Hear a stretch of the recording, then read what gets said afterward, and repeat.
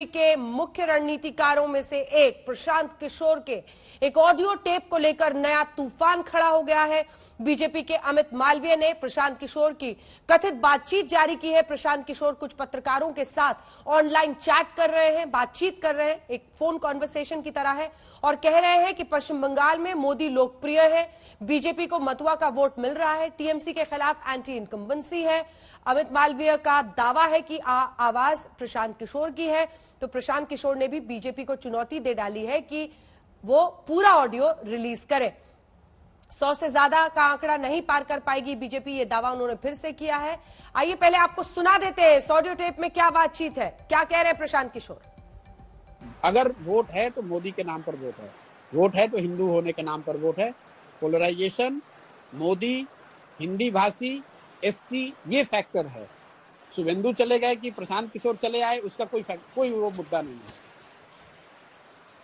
वो मुद्दा है ही नहीं। मोदी यहाँ पॉपुलर है, हिंदी भाषियों की 1 करोड़ से ज्यादा वोट है, दलित यहाँ पर 27% है और वो पूरी तरह से बीजेपी के साथ खड़ा है।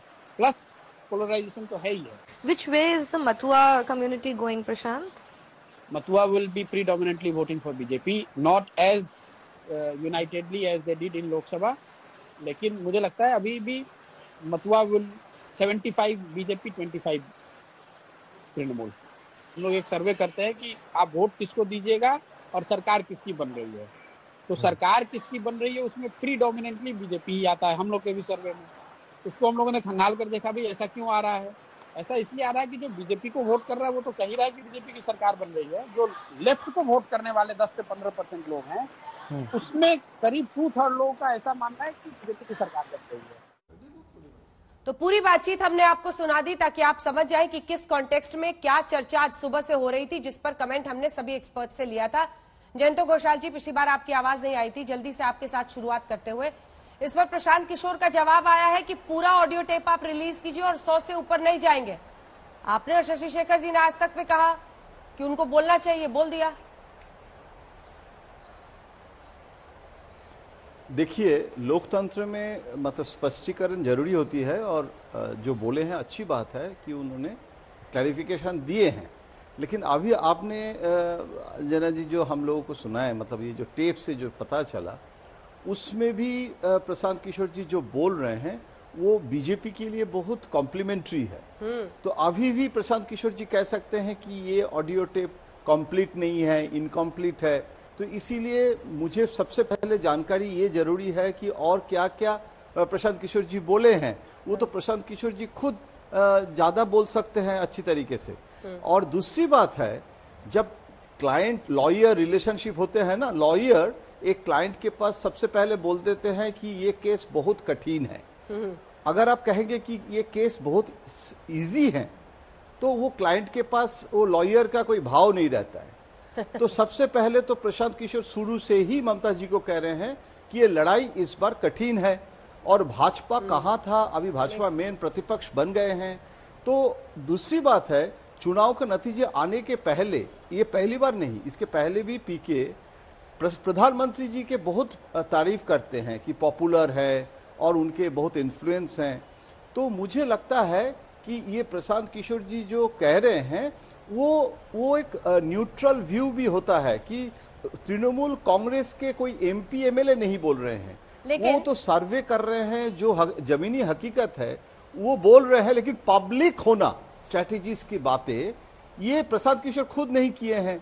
तो इसमें भी जैसे प्रभु जी कह रहे थे ना कि साम दान दंड भेद, अभी ये इस लड़ाई में सब कुछ हम देख रहे हैं। तो प्रशांत किशोर का ये ऑडियो टेप कैसे लीक हुआ, ये प्रशांत किशोर को ही मतलब बोलना चाहिए कि उसके बारे में। मुझे लगता है प्रशांत किशोर, अभी मैंने पता चला कि डेरेक एक प्रेस कॉन्फ्रेंस करने जा रहे हैं, उस प्रेस कॉन्फ्रेंस का इंतजार रहेगा। लेकिन इसी में एक और ऑडियो टेप का हिस्सा है जिसमें लाइव बातचीत करने के दौरान ही एक पत्रकार जानकारी दे देती है कि हमारी इस बातचीत का स्क्रीनशॉट किसी ने पोस्ट कर दिया है फेसबुक पर और यह दावा किया जा रहा है कि प्रशांत किशोर कह रहे हैं कि हार वो स्वीकार कर रहे हैं।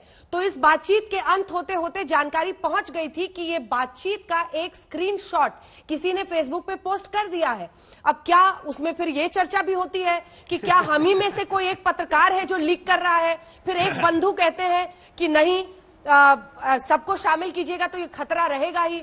फिर एक बंधु कहते हैं कि कहीं सबकी बातचीत तो नहीं रिकॉर्ड हो रही है। तो पूरा सब कुछ हो रहा है और सब कुछ लाइव हो रहा है। किसने लीक किया, क्या किया, उसके लिए तो इंतजार करना होगा और पता नहीं, शायद पता चल पाए ना चल पाए। लेकिन सबसे एक कमेंट लेते हुए विवेक अग्निहोत्री जी, जब हम लोग अगर हम देखें तो माफ कीजिएगा विनोद अग्निहोत्री जी, विनोद जी जब बिहार के चुनाव थे तब लालू और नीतीश के लिए रणनीतिकार थे, तब कोई ऐसा ऑडियो टेप वगैरह नहीं निकला था। लेकिन इस बार हुआ है, वोटिंग डे पर हुआ है, इसलिए सब कह रहे हैं और जो उनका है वो दावा यही है कि बीजेपी ने रिलीज किया है।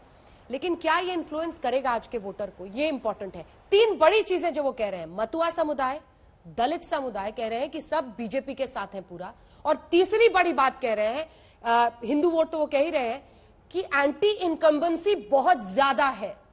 देखिए अंजना, मैंने पहले भी कहा था कि 3-4 दिन पहले जब मेरी बात हुई थी प्रशांत किशोर से, तो उन्होंने यही सब कहा था मुझसे भी लगभग। फिर अपनी बात कही थी कि हम कहां भारी हैं।